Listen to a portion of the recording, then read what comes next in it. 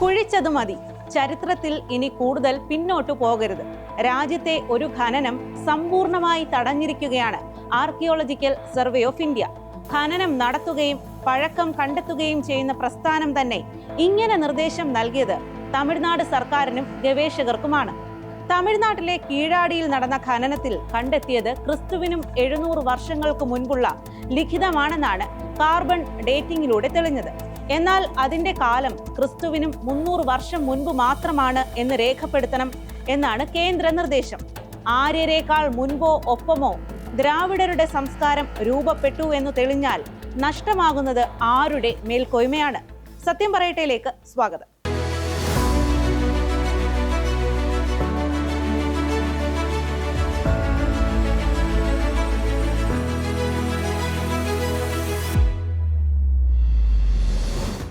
K അമർനാഥ രാമകൃഷ്ണയുടെ നേതൃത്വത്തിലാണ് കീഴാടിയിൽ ഖനനം നടത്തിയത്. 2023 ജനുവരിയിലാണ് റിപ്പോർട്ട് നൽകിയത്. ആ റിപ്പോർട്ടിലാണ് കീഴാടിയിൽ നിന്ന് കണ്ടെടുത്തത് ക്രിസ്തുവിനും 600 മുതൽ 800 വരെ വർഷം പഴകിയ വസ്തുക്കളാണെന്ന് പറയുന്നത്. ഇപ്പോഴത്തെ കണക്ക് വെച്ച് നോക്കിയാൽ 2800 വർഷം പിന്നിലുള്ള ചരിത്രമാണ് കുഴിച്ചെടുത്തത്.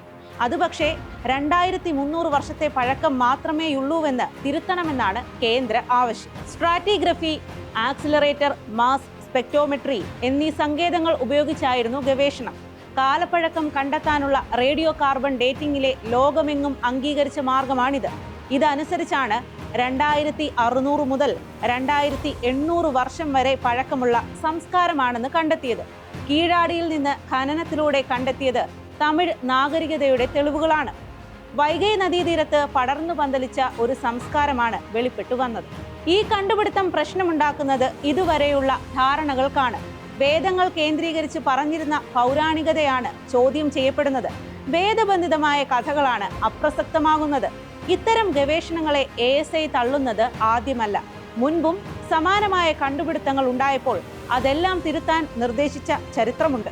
ഈ ഖനനം വ്യക്തമാക്കുന്നത് വേദകാലത്തിനൊപ്പമോ അതിലേറെയോ പഴക്കമുള്ള സംസ്കാരം തമിഴ്നാട്ടിൽ രൂപപ്പെട്ടിരുന്നു എന്നാണ്. സ്വന്തമായ ഭാഷയും സ്വന്തമായ സംസ്കാരവും സ്വന്തമായ ജീവിത രീതികളും ഉണ്ടായിരുന്ന സംസ്കാരമായിരുന്നു അത്.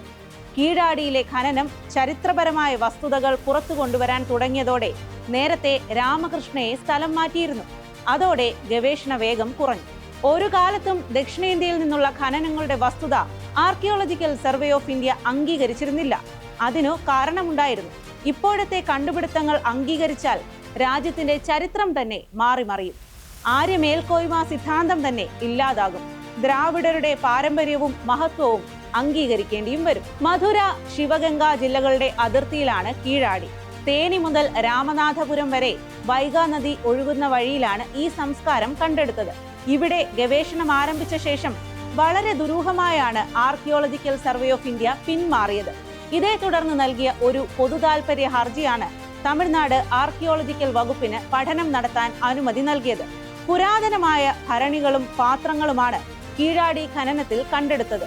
ഇവ ക്രിസ്തുവിനും 8 നൂറ്റാണ്ട് വരെ മുൻപുള്ളതാണെന്ന പ്രഖ്യാപനം വന്നപ്പോൾ തന്നെ വിവാദങ്ങളും ആരംഭിച്ചിരുന്നു. ഉപരിതലത്തിൽ നിന്നും 353 സെന്റിമീറ്റർ താഴെ നിന്ന് ലഭിച്ച 6 വസ്തുക്കളാണ് പരിശോധനയ്ക്ക് അയച്ചത്. ഇവയുടെ കാലനിർണയം നടത്തിയത് അമേരിക്കയിലാണ്. ആ 6 വസ്തുക്കളും BC 580 നിന്നുള്ളതാണ് എന്നായിരുന്നു പരിശോധനാ ഫലം. തമിഴ് ബ്രാഹ്മി എഴുത്തിന്റെ കാലഗണനയും ഇതോടെ തിരുത്തപ്പെട്ടു. ക്രിസ്തുവിനും 300 വർഷം മുൻപ് എന്നത് ഇതോടെ 600 വർഷം മുൻപ് എന്നായി. മലയാളം ഉൾപ്പെടെയുള്ള ഭാഷകളുടെ പിറവിയിലേക്കും വെളിച്ചം വീശുന്നതാണ് ഈ കണ്ടെത്തൽ. കീഴാടിയിൽ നിന്ന് 2018 ശേഖരിച്ച സാമ്പിളുകൾ അമേരിക്കയിലെ മിയാമി ബീറ്റ അനലിറ്റിക്കൽ ലാബിലാണ് പരിശോധിച്ചത്. ഇത് മാത്രമല്ല, എല്ലുകളുടെയും മറ്റും ഭാഗങ്ങളും ഇതേ കാലഗണനയിൽ ഉള്ളവയാണെന്ന് കണ്ടെത്തിയിരുന്നു. കാള, എരുമ, ആട്, മയിൽ തുടങ്ങിയവയുടെ എല്ലുകളാണെന്ന് പുനെയിലെ Deccan college post graduate research ഇൻസ്റ്റിറ്റ്യൂട്ടിൽ നടന്ന പരിശോധനയിലും വ്യക്തമായി. അക്കാലത്ത് തന്നെ മൃഗങ്ങളെ കാർഷിക വൃത്തിക്ക് ഉപയോഗിച്ചിരുന്നുവെന്നായിരുന്നു ഇതിന്റെ അർത്ഥം. ഇറ്റലിയിലെ പിസ സർവകലാശാലയുടെ എർത്ത് സയൻസ് ഡിപ്പാർട്ട്മെന്റിൽ നടന്ന പരിശോധനയിൽ മറ്റൊരു കാര്യം കൂടി വ്യക്തമായി. വെള്ളം സംഭരിക്കാനും പാചകം ചെയ്യാനുമൊക്കെ ഉപയോഗിച്ചിരുന്ന പാത്രങ്ങൾ അതത് പ്രദേശത്തെ മണ്ണും മറ്റും ഉപയോഗിച്ച് നിർമ്മിച്ചതാണ്. ഒന്നും പുറമേ നിന്ന് വന്നതല്ല എന്ന് സാരം. ഒരു മഹത്തായ ദ്രാവിഡ സംസ്കാരം ഇവിടെ ഉണ്ടായിരുന്നുവെന്നതിന് ഇതിനപ്പുറം ഒരു തെളിവ് ആവശ്യമില്ല. വിദേശത്തെ നിരവധി ഗവേഷണ സ്ഥാപനങ്ങൾ ശരിവെച്ച ചരിത്രം റദ്ദാക്കണമെന്നാണ് ഇപ്പോൾ ASI ആവശ്യപ്പെടുന്നത്.